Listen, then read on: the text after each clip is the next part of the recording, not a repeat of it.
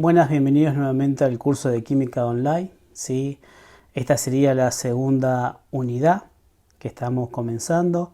En esta segunda unidad, que corresponde a la de UA21 y corresponde a la serie 4 en el caso de CBC, lo que vamos a desarrollar es toda la parte de uniones químicas y nomenclatura. ¿Sí? Nos va a llevar más o menos 6 clases. ¿Sí? Ahí va a haber 2 clases que van a ser, las 2 clases finales van a ser nomenclatura. Y todas las primeras 4 clases van a ser toda la parte de uniones químicas. ¿Está bien? Lo primero que tenemos que ver es uniones químicas. ¿Sí? Tenemos que ver los tipos de uniones químicas que existen, iónicas y covalentes. O sea, hay uno más que es metálico, pero lo que uno estudia es mayormente uniones iónicas y covalentes. Lo segundo es qué características tienen este tipo de uniones, o sea, las características de las uniones químicas de las características de las iónicas y las covalentes. Y bueno, y también cómo darme cuenta, cómo yo puedo hacer para darme cuenta cuáles son sustancias iónicas o covalentes, ¿sí? Bueno, vamos a comenzar. Acá ya les dejo como siempre los datos del instituto, ¿sí? Cualquier cosa que ustedes quieran comunicarse, dudas o consultas, o para mismo adquirir el curso completo, ¿sí? Entonces comencemos. Vamos a comenzar primero con tipo de enlaces, con las uniones iónicas. Y una unión iónica básicamente es una unión entre un metal y un no metal, entre algo positivo y algo negativo. O sea, el positivo va a ser el catión, ¿sí?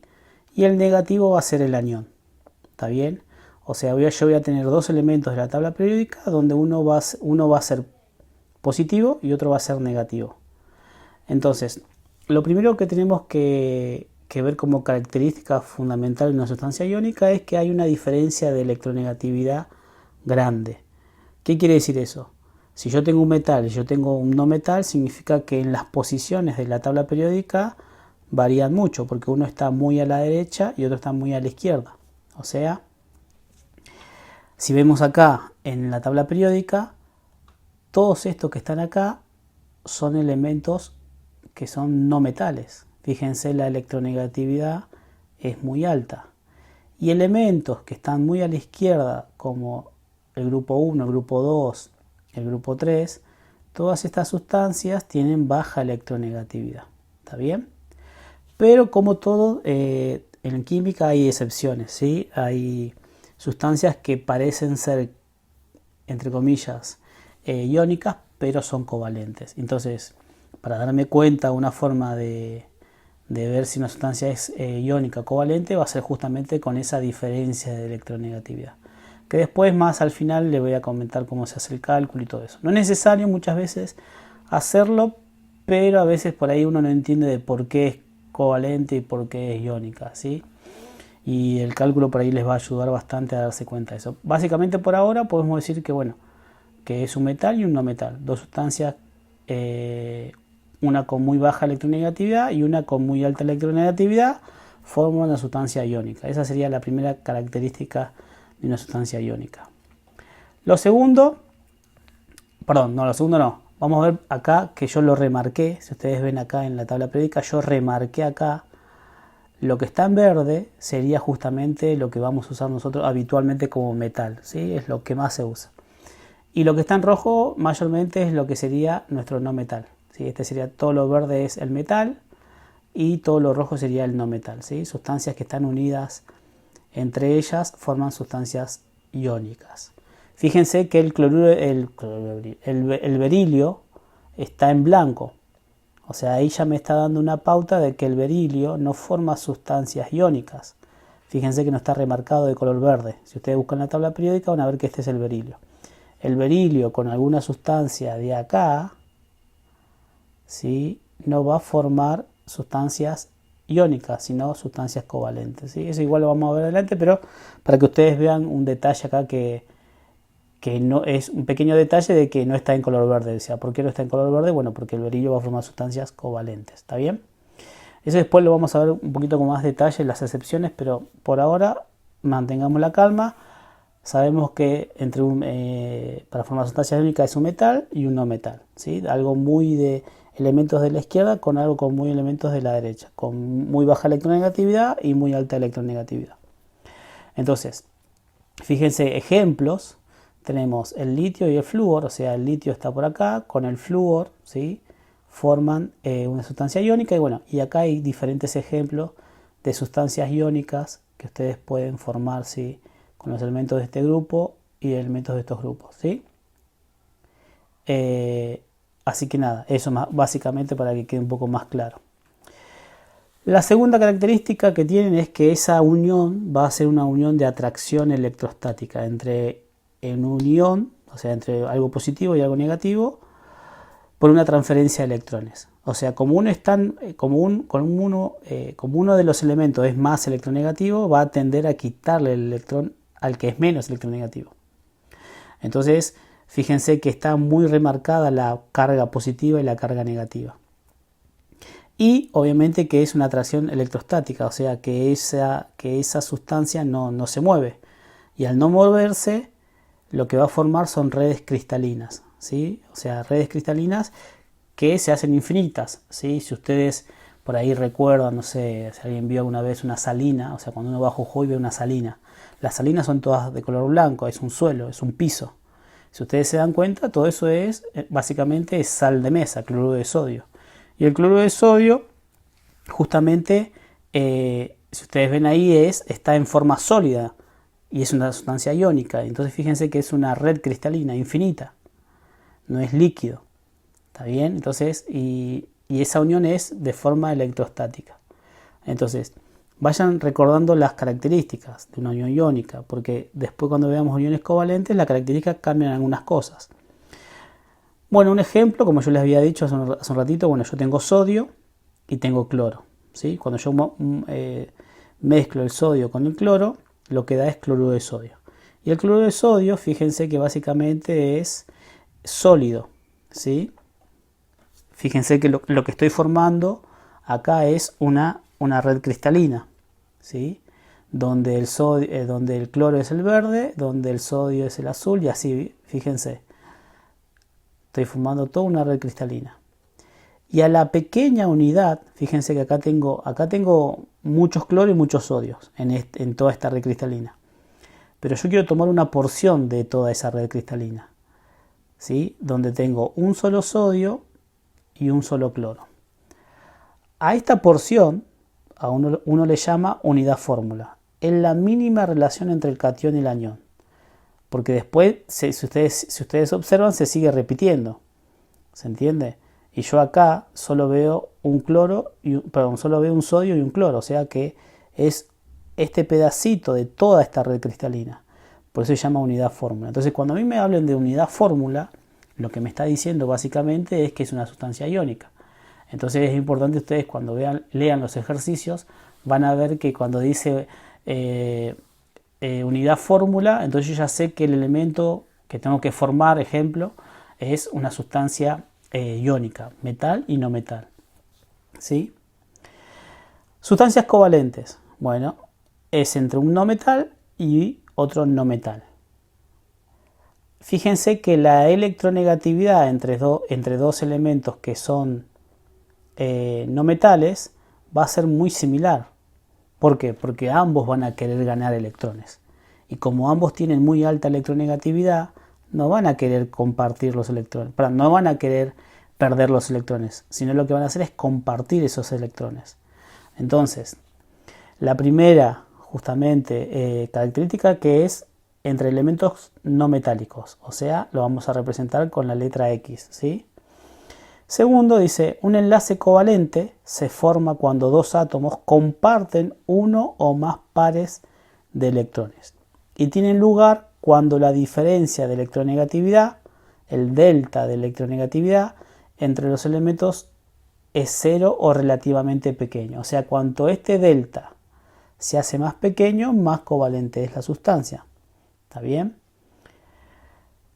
Entonces, fíjense acá tenemos la tabla periódica y sabemos que estos son los elementos no metálicos. Entonces, fíjense, van a ser sustancias más elementos que unido entre, no sé, nitrógeno, oxígeno, no sé, flúor, cloro, van a formar sustancias covalentes. O sea, fíjense que estos son los elementos que forman sustancias covalentes. Y bueno, obviamente que acá hay una representación de esa molécula, ¿no? O sea, yo tengo dos átomos, donde yo tengo una repulsión y una atracción. ¿Sí? Obviamente que para que suceda la unión, ¿sí? La atracción entre el núcleo y los electrones son mayores que la repulsión núcleo-núcleo y electrón-electrón. Lo que da por resultado una fuerza neta de atracción que mantiene unidos los átomos, ¿sí? Fíjense que así va a suceder nuestra unión química, ¿está bien? La unión de sustancias covalentes, ¿sí? Donde lo que resulta más predominante justamente es la atracción entre el núcleo y los electrones, ¿sí? Que la misma repulsión entre ellos, ¿está bien? Continuemos. Sigamos con los covalentes. Dice, formación de moléculas discretas donde toman la configuración electrónica del gas noble más cercano. O sea, las sustancias covalentes van a formar moléculas. ¿Qué significa eso? Que no van a formar redes cristalinas, como el cloruro de sodio o como sustancias iónicas. Van a formar moléculas. Cuando yo veo el océano, veo agua. Pero el agua son infinitas moléculas de agua. Pero las moléculas de agua no forman redes cristalinas, ¿sí?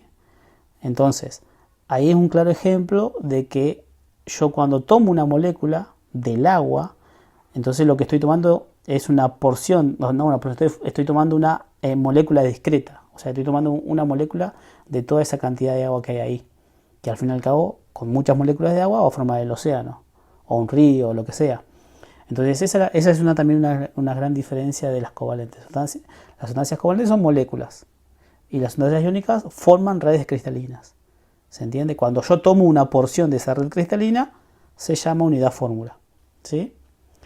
Y toman, como dice, la configuración electrónica del gas noble más cercano. O sea, cuando hacen la unión química toma la configuración de ese gas noble más cercano a ese elemento, ¿sí? Después podemos clasificar según el tipo de unión que tenemos, o sea, se clasifican según el número de electrones según el número de pares de electrones compartidos. O sea, esa unión puede ser simple, múltiple, dativa, coordinada. Fíjense que acá estamos hablando de uniones simples, múltiples, dativas o coordinadas. Estamos hablando de que están compartiendo electrones. En cambio, en las iónicas no hablaba de eso, no hablaba de uniones simples, triples o múltiples, o dativas o lo que sea. Hablaba solamente de que uno le quitaba un electrón a otro, así que ahí también hay una diferencia, ¿sí? Acá están compartiendo electrones y cuando están compartiendo puede ser una unión simple, múltiple, dativa o coordinada, ¿sí? Fíjense acá, yo tengo el flúor y el flúor acá tiene una unión simple. Acá tengo dióxido de carbono y tengo dos uniones dobles. Y acá tengo nitrógeno molecular y fíjense que tiene tres uniones. O sea, una unión triple o múltiple. Después dice, los enlaces covalentes pueden ser polares o no polares. La electronegatividad se utiliza para predecir la polaridad de un enlace. O sea, una característica que tiene un enlace covalente es la polaridad. En cambio, las sustancias iónicas no tienen polaridades, ¿sí? Ya tiene una carga puntual, una carga discreta. Eso igual lo vamos a ver después, pero básicamente también hay una gran diferencia en eso, ¿sí? Que las sustancias covalentes tienen polaridad. ¿Qué es polaridad? Bueno, básicamente me está diciendo como esos elementos comparten la nube electrónica, ¿sí? Esa nube electrónica se puede ir más para un elemento o más para un átomo que para el otro átomo. Entonces, si un elemento es muy electronegativo, la nube electrónica se va a ir más para el lado del elemento más electronegativo. Entonces va a formar un polo, ¿sí? Un polo más negativo y uno va a tener un polo más positivo porque esa nube electrónica se fue y se está yendo hacia el lado de mayor electronegatividad. Veamos un ejemplo, acá los ejemplos. Fíjense, esta nube, esto representa el flúor. El flúor justamente está acá, miren. Acá yo tengo el flúor y fíjense que el flúor tiene la misma electronegatividad que este elemento. O sea, este flúor, ¿sí? Que está acá, que acá estaría el núcleo y acá estaría el otro núcleo. Este flúor tira con su electronegatividad, la nube electrónica la quiere atraer para acá. Y este flúor quiere atraer la nube electrónica. Pero como ambos tienen la misma electronegatividad, la nube electrónica queda como de una forma equitativa, ¿sí? O sea, no hay un polo ni más grande ni más chico, ambos tienen la misma polaridad. Entonces, como no hay un polo diferenciado, no hay una polaridad diferenciada, entonces se dice que es no polar. Cuando vemos ácido fluorhídrico ya no vemos lo mismo. ¿Por qué? Porque el flúor tiene mayor electronegatividad. Fíjense, la nube electrónica es más grande. ¿Por qué? Porque la nube electrónica del hidrógeno se está yendo para el flúor. Entonces, fíjense, acá yo sí veo un polo más grande y acá veo un polo más chico. Cuando veo el color rojo, ustedes van a ver que en los dibujitos estos que vamos a ver, la mayoría van a ver color rojo, color azul en las puntas. El color rojo significa algo negativo y el color azul significa algo positivo. Entonces, ya más o menos teniendo esa idea, puedo decir, bueno, acá hay un polo negativo, algo rojo, polo negativo, o sea, la nube electrónica se está yendo hacia el flúor, ¿sí? Entonces ya veo dos polos marcados, veo un polo más chiquito y un polo más grande, entonces se dice que hay una diferencia de polaridad, entonces se dice que eso es polar. Y acá, obviamente que acá ya la veo más marcada, fíjense, acá veo menos azul y más rojo. Entonces toda la nube electrónica del litio se está yendo para el flúor. Entonces fíjense que acá sí veo una gran diferencia de nube electrónica, porque obviamente la electronegatividad del flúor debe ser más grande que la del litio. Entonces también se dice que es no polar. ¿Por qué? Porque tengo dos polos diferentes. ¿Está bien? Entonces, característica de las sustancias covalentes es entre dos no metales, donde tienen similares electronegatividades. Forman moléculas discretas, ¿sí? Ya lo dijimos, que pueden ser, esas moléculas cuando se forman pueden ser de uniones simples, doble o triples. Y también una característica es que tienen, esas sustancias tienen un momento polar o no polar, ¿sí? Y la polaridad la voy a saber justamente con la electronegatividad, ¿sí? Saber para dónde va una nube más que para la otra. ¿Está bien? Continuemos. Predicción de sustancias iónicas o covalentes. O sea, ¿cómo yo me puedo dar cuenta si una sustancia es iónica o covalente? Bueno, dice, si la diferencia de electronegatividad es mayor o igual que 1.7, entonces ese enlace es iónico. O sea, la electronegatividad de A menos la electronegatividad de B en módulo, ¿no? En módulo significa que si es negativo o positivo, el resultado siempre va a ser positivo porque es módulo, ¿sí?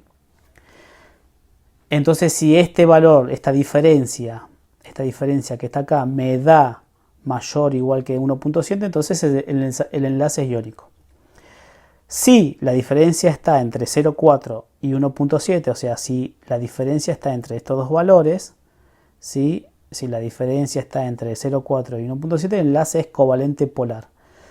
Enlace covalente ya sé qué es. Polar, ¿qué significaba? Bueno, que tenía una nube más grande que otra nube, ¿sí? O sea, que tenía un polo muy marcado y otro polo más chiquito, ¿sí? Y si la diferencia de electronegatividad es menor que 0,4, entonces el enlace es covalente no polar, o sea, que la nube electrónica es de forma equitativa, o sea, está distribuida de una forma igual para ambos lados, ¿sí? Entonces veamos la tabla periódica, tomemos algunos elementos, a ver, como el potasio, cloro, carbono, cloro, fósforo, cloro, yodo e yodo, ¿sí? De estos elementos. Entonces acá tenemos la tabla periódica y vemos las diferentes electronegatividades que tengan acá. Entonces vamos a tratar de hacer ese cálculo, ¿sí? Si ustedes ven, en el caso del potasio, el potasio tiene, acá está 0,8, o sea, 0,8 y cloro tiene 3, que está acá. Entonces esa diferencia da 2.2. Esto da 2.2. Esto sería el delta, ¿no? El delta de electronegatividad. Entonces fíjense el delta, el 2.2, esta diferencia de electronegatividad, o sea, esta diferencia dio mayor o igual que 1.7. Así que el cloro con el potasio forma un enlace iónico. Si hago lo mismo con el carbono cloro, ¿sí? El carbono cloro, ¿dónde está carbono? Carbono está por acá y cloro está por acá. La diferencia sería 3 menos 2.5 me da 0,5. 0,5 sería que está, fíjense, 0,4 y 1.7, 0,5 está por acá. está en el medio. Entonces también forma un enlace covalente polar. O sea, un enlace covalente polar significa un enlace que va a tener una nube electrónica muy marcada, ¿no? Una nube electrónica desplazada hacia el más electronegativo, que sería el cloro, ¿sí? Después, si hago este cloro-fósforo, bueno, la diferencia da 0,9. 0,9, 0,9 también está entre este valor. Acá. 0,4, 0,5, 0,6, 0,7, 0,8, 0,9, 0,10, hasta llegar a 1,7. 0,9 está acá adentro, entonces también forma un enlace covalente polar. O sea que hay una nube electrónica diferenciada hacia el más electronegativo. Y cuando hacemos el yodo-yodo vemos que da 0. La diferencia da menor que 4, que 0,4. O sea que si esto es 0, 0 es menor que 0,4, sí. Entonces el enlace covalente es no polar. O sea, forma un enlace covalente pero no es polar. Entonces donde la nube electrónica es de forma equitativa, está distribuida de forma equitativa. Entonces fíjense, la diferencia más de 1,7, menos de 1,7, menos de 1,7, no hay diferencia. Iónica, covalente polar, covalente polar, covalente no polar. O sea, esta sería la mejor forma, entre comillas, de darse cuenta si una sustancia es iónica o no, o covalente, ¿sí? Pero mayormente uno cuando toma los extremos, cuando uno tiene esa duda, lo que puede hacer es ese cálculo, ¿está bien? Para sacarse la duda de... Mayormente lo que es no metal es covalente y lo que es metal y no metal es iónico. Pero hay algunas excepciones como el cloruro de berilio. Si ustedes ven el cloruro de berilio, tengo el berilio por acá y acá tengo el cloro. Si ustedes hacen esa cuenta, les va a dar que va a caer dentro de un enlace covalente. Y uno dice, ah, no, pero el berilio es metal y el cloro es no metal, eso me tiene que dar una sustancia iónica. Bueno, ustedes hagan el cálculo, van a ver que va a caer dentro de los enlaces covalentes. ¿Está bien? Por eso hay excepciones. Por eso ustedes cuando vimos al principio la diapositiva, el berilio estaba blanco, porque todos los compuestos de berilio con cualquier no metal forman sustancias covalentes, ¿sí? Esa sería la excepción. ¿Está bien? Si quieren tomarlo como un cálculo o lo toman como, bueno, el berilio siempre forma con cualquier no metal sustancias covalentes, no sustancias iónicas, y listo, ya me sé esa parte. No necesito hacer todo esto cálculo, pero sí sirve como para que ustedes entiendan de por qué a veces uno no entiende por qué. Bueno, es del por qué de dónde sale. ¿Está bien? Bueno, acá ya hay un resumen, ¿sí? Fíjense de todos los cálculos que hicimos, es como un resumen. Fíjense que la diferencia de electronegatividad va de 0 a 0,4 y a 1,7 y bueno, para arriba. Si estoy entre 0 y 4, fíjense, hay un enlace no polar. ¿Se acuerdan? Los electrones se comparten por igual, ¿sí? Como dice ahí, se comparte. Fíjense que la nube electrónica se mezcla, ¿sí? Es una unión covalente. Cuando está entre 0,4 y 1,7 es un enlace covalente polar, o sea, los electrones se comparten de modo desigual, ¿sí? Fíjense que hay una unión acá, ¿sí? Fíjense que acá tengo también una mezcla de nube electrónica.